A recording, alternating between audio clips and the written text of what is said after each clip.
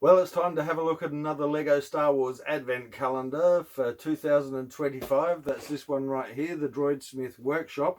And it looks like they've changed things up a little this year, so let's have a closer look. Star Wars Lego Advent Calendar, set number 75418, 6 plus, 263 pieces.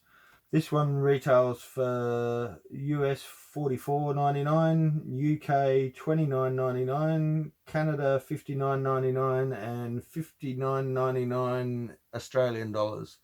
I actually managed to pick this one up for $49 from Kmart, hence the security sticker there.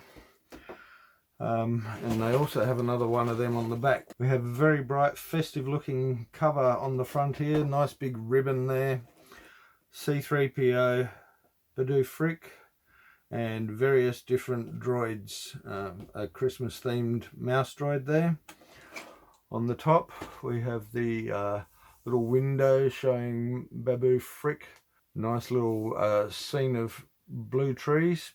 On the side there, continuation of that ribbon from the front as it was on the top. And on the back we can see the open box with the play area, some more droids and some of the various different builds that will be in this one. To open this up we should have a couple of tabs. Yeah, there's one there and another one here,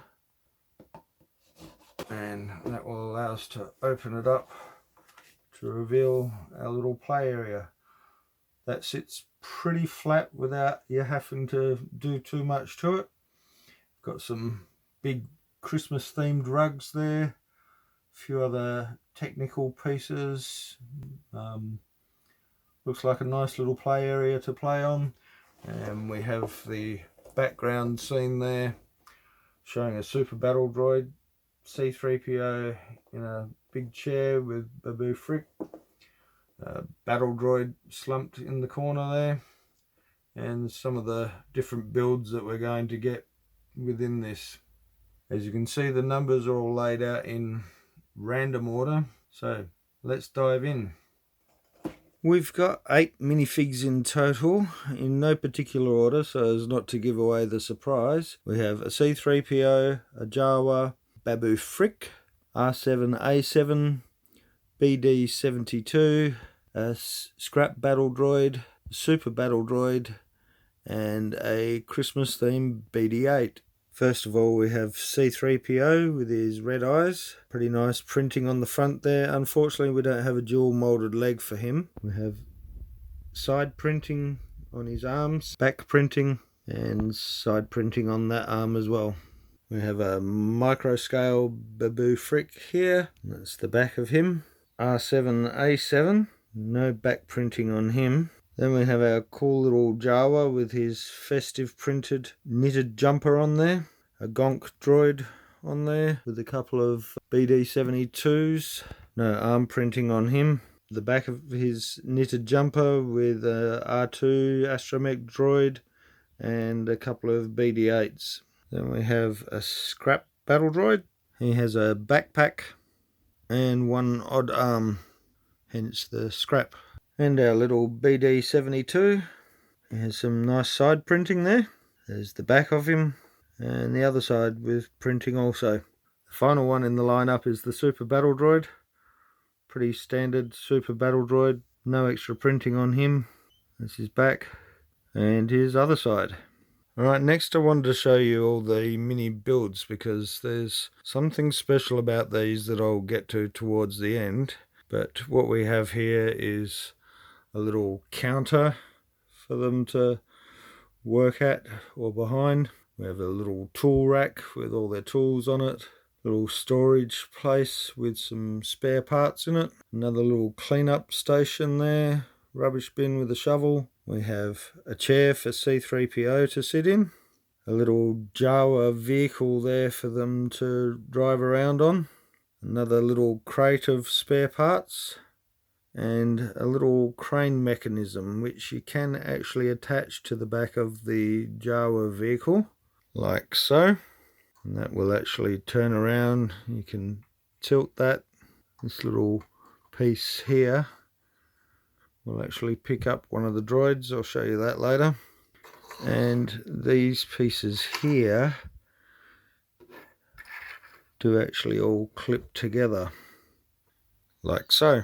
You can swap the middle two around if you wish. You can also adjust the angle on these.